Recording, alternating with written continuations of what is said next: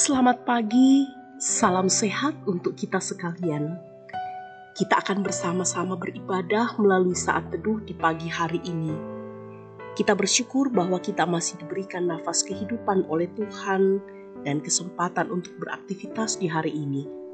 Sebelum kita merenungkan firman Tuhan, mari kita berdoa. Kita berdoa. Bapa kami di sorga, terima kasih untuk waktu yang Engkau anugerahkan bagi kami. Dan saat ini kami akan membaca firman-Mu. Kiranya Roh Kudus memberikan kami hikmat, agar kami dapat mengerti firman Tuhan. Ampuni dosa kami, bersabdalah ya Tuhan, kami telah sedia mendengar. Di dalam nama Tuhan Yesus kami berdoa kepada Bapa di sorga. Amin. Injil Lukas pasal 15 ayat 1 sampai dengan ayat 7 menjadi pembacaan firman Tuhan di pagi hari ini. Firman Tuhan, perumpamaan tentang domba yang hilang. Para pemungut cukai dan orang-orang berdosa biasanya datang kepada Yesus untuk mendengarkan Dia. Maka bersungut-sungutlah orang-orang Farisi dan ahli-ahli Taurat, katanya. Ia menerima orang-orang berdosa dan makan bersama-sama dengan mereka. Lalu ia mengatakan perumpamaan ini kepada mereka. Siapakah di antara kamu yang mempunyai 100 ekor domba? Dan jikalau ia kehilangan seekor di antaranya, tidak meninggalkan yang 99 ekor di padang gurun dan pergi mencari yang sesat itu sampai ia menemukannya. Dan kalau ia telah menemukannya, ia meletakkannya di atas bahunya dengan gembira. Dan setibanya di rumah, ia memanggil sahabat-sahabat dan tetangga-tetangganya, serta berkata kepada mereka, bersukacitalah bersama-sama dengan aku, sebab dombaku yang hilang itu telah kutemukan.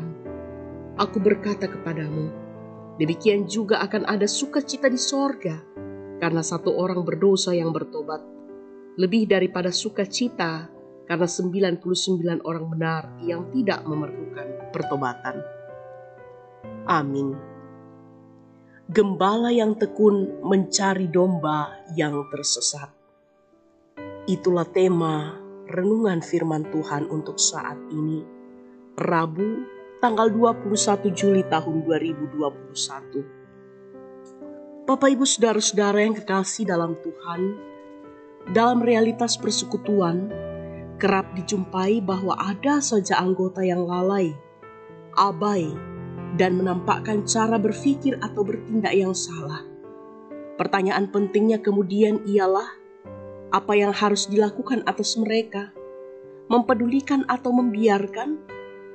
Saudara, pembacaan kita saat ini mengungkapkan bagaimana Yesus mengkritik sikap arogan orang-orang Farisi dan ahli-ahli Taurat yang menganggap orang-orang berdosa dan pemungut cukai tidak pantas untuk dekat, bahkan bergaul dengan Yesus.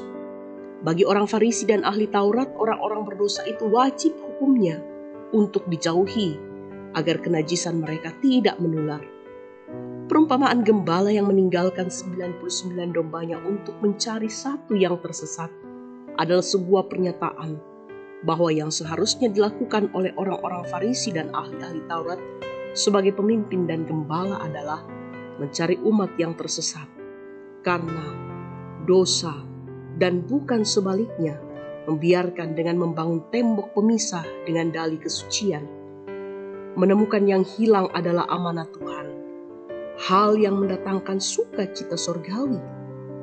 Saudara, gembala yang mencari yang tersesat adalah gembala yang mempedulikan, gembala yang bertanggung jawab atas hidup dan keselamatan domba-dombanya. Jika kita tersesat, tentu kita berharap dapat menemukan jalan keluar. Namun kita kerap kehilangan jejak karena malu, rasa bersalah, dan tidak tahu harus berbuat apa. Disinilah kepekaan, kepedulian, simpati, dan empati senantiasa diharapkan dari seorang gembala. Saudara, gembala yang tidak menyerah untuk mencari yang sesat dan berdosa, agar dapat mengalami sukacita untuk kembali hidup bersama dalam Tuhan. Karena itu jadilah gembala yang baik. Terpujilah Tuhan. Amin. Mari kita berdoa. Terima kasih Bapa di sorga untuk firman-Mu yang telah kami dengarkan. Materaikan dalam hati kami. Kuatkan dan teguhkan kami melangkah hari ini. Selalu kami waspada di dalam menjalani hari-hari hidup kami. Karena kami tidak tahu apa yang akan terjadi dalam hidup ini. Namun kami percaya bahwa Engkau yang adalah gembala kami yang akan selalu ada menolong dan menopang kami dan terus menuntun kami domba-domba-Mu. Engkau pasti tahu akan apa yang terbaik bagi kami. Dan karena itu kami menyerahkan seluruh kehidupan kami. Aturlah langkah kami Tuhan, peliharakanlah kami agar kami tidak melupakan Tuhan, entah di saat kami bersuka cita ataupun di saat kami dalam berbagai pergumulan. Kami bersyukur bersama saudara-saudara kami yang menikmati sukacita pertambahan usia, ulang tahun pernikahan, sembuh dari sakit, kenaikan pangkat, lulus ujian, atau menyambut berkat-berkat Tuhan yang lain. Tuhan sempurnakan sukacita saudara-saudara kami ini dalam menjalani hidup selanjutnya. Tuhan yang dimuliakan dalam segalanya. Ditopanglah dalam segala hal, dan diberkatilah serta dipulihkanlah jemaat Tuhan yang saat ini sedang berada dalam kondisi yang sakit.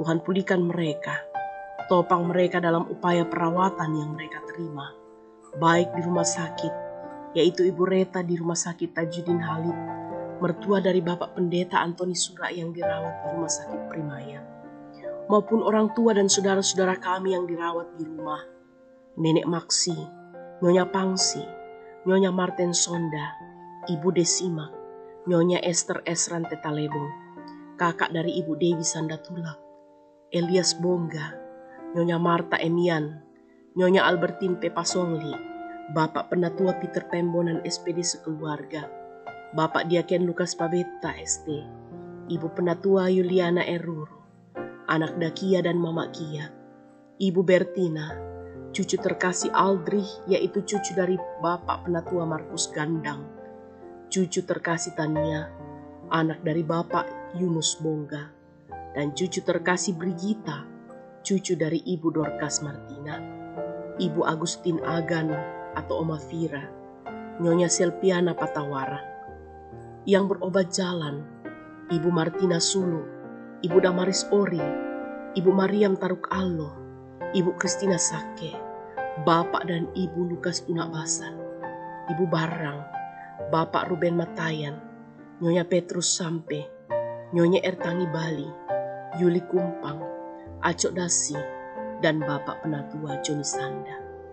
Ditopang dan dipeliharakan segenap rumpun keluarga almarhum Bapak Ruben Patodingan, keluarga Bapak Penatua Martin Ruru, dan juga keluarga almarhum Bapak Matius Maga yang saat ini ya Tuhan dalam proses pemulihan di mana kekasih-kekasih mereka telah meninggalkan mereka secara fisik. Namun senantiasa kasih dan pemeliharaan Tuhan tetap Tuhan nyatakan dalam kehidupan segenap rumpun keluarga. Berkati kami dalam usaha kami, dalam keluarga kami. Berkati kami dalam mengangkat tugas tanggung jawab kami, pelayanan yang kami tekuni. Berkati anak-anak kami, berkati mereka di dalam pendidikan, di dalam masa muda mereka. Orang tua kami yang lanjut usia, Tuhan kiranya memberkati. Berkati kami di tengah-tengah masyarakat dan bangsa. Para pemimpin kami, seluruh aparat negara dan tenaga medis, dan di tengah pandemi COVID-19 ini, tolonglah kami Tuhan untuk bersama berkomitmen memutuskan penyebaran virus corona ini.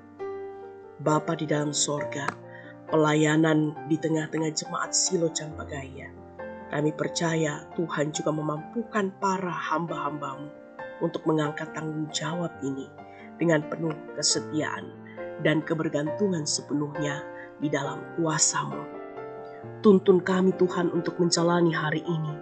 Biarlah kami boleh menjalaninya dengan segala kebijaksanaan, dan selalu waspada di setiap saat. Ampuni dosa kami Tuhan, dengarkan doa kami. Kami berdoa melalui anak Tuhan Yesus Juru Selamat kami yang hidup. Amin. Saudara, demikianlah ibadah kita. Selamat beraktivitas, salam sehat untuk kita sekalian, dan Tuhan Yesus memberkati.